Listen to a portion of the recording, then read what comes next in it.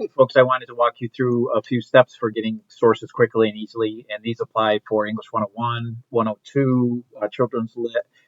Basically, we're going to go through the JCC website. It's not that easy to find, but we click this Academics Support Services, and then we're over to the library, and we can do a few things here. I usually will just type in a word like Dune, and it'll come up and it'll load my Primo, which is the search. Now you can do all your searches right in Primo.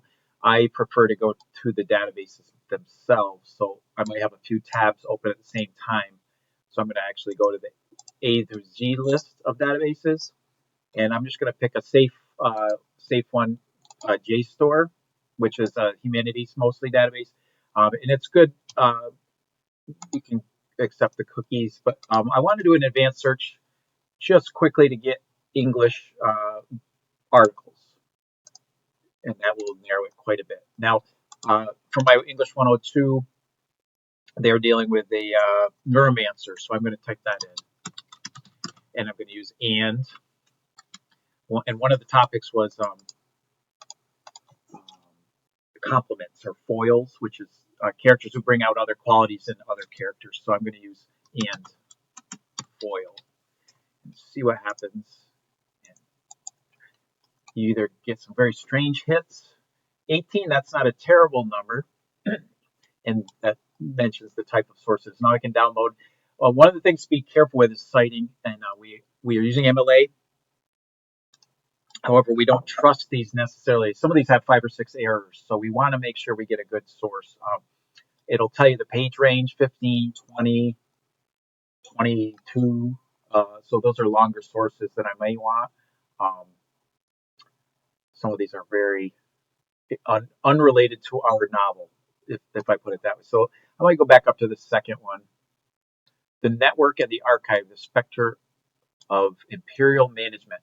So that idea of imperial management. So that's like corporations and AI and things like that. This first one looks decent. So I'm going to first I'm going to cite it, and I'm going to grab that information. Now, remember we have to use hanging indents, double spacing, the right font. So those are changes already. This actually looks correct. It's got the author period, title, period inside quotes, italicized. It's got the document number. Pretty good to go. So I would copy that to my clipboard. So I'm partly there, and I click on the actual article, and it might give me a few steps here to actually download it. You just accept the terms, and it's not the most beautiful look because it looks more like it would on the page, but I can bump up the font, and this was published in 2011, so that doesn't really matter for this topic. But they're talking about the image of Japan, and so beginning of the novel takes place in this strange future in a Japanese setting. So I could probably find something here. A lot of times you're just glancing at the beginning and skipping all the way to the end. See if you can find a usable quote. It's really focusing on the Japanese culture more than I might want. But one of my topics was Rastafarian and Asian cultures, how they're depicted in this book. So if somebody was doing that, this would be perfect. So let me click back out of that, go back, and let's say one of the characters' names is Molly, so I'm going to put Neuromancer Molly. So I got 100 hits here. Cyberpunk and the dilemmas of postmodern narrative. The radical cyborg, Ghost in the Shell. That's some of you know that word. Anyway, the postmodern imaginary. These are really high level. They can be very tough to read. So I'm trying to look at it that way. I might look at this one on commodity. Science and science fiction studies. There we go. Fetishization of masculinity in science fiction. The cyborg and the console cowboy. So that would get me at some of these different characters and character types. So definitely, it looks pretty usable. A lot of good looking quotes. They talk about the literary definition of a fetish, which is rather interesting if you would look at this article. and all kinds of prosthetics. So this one's pretty heavy duty. It talks about the movie RoboCop, the movie Terminator. I could maybe use it um, here or there. And again, you're not letting these things take over. But let's say I wanted this. I download it. It's still not really downloaded.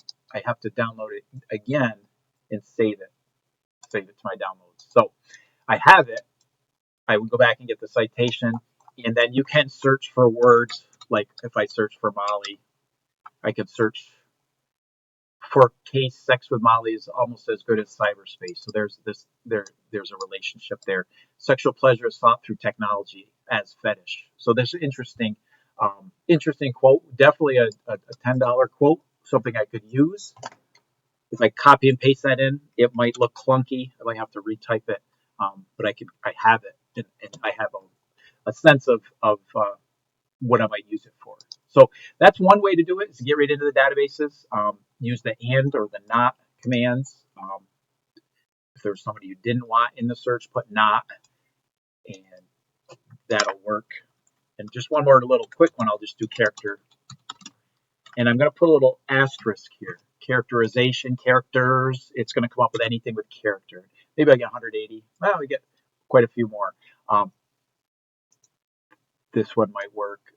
There's some good ones. So you see how it kind of works. And these are scholarly articles, so they're heavy duty. So if you need to get one, if you need to get two, however many your essay calls for, don't get 8, and don't trust these citation engines. They're often not accurate, but sometimes they are. Well, I hope this video helps you. And under 7 minutes, that's a sort of nutshell of how you might do research for one of your essays.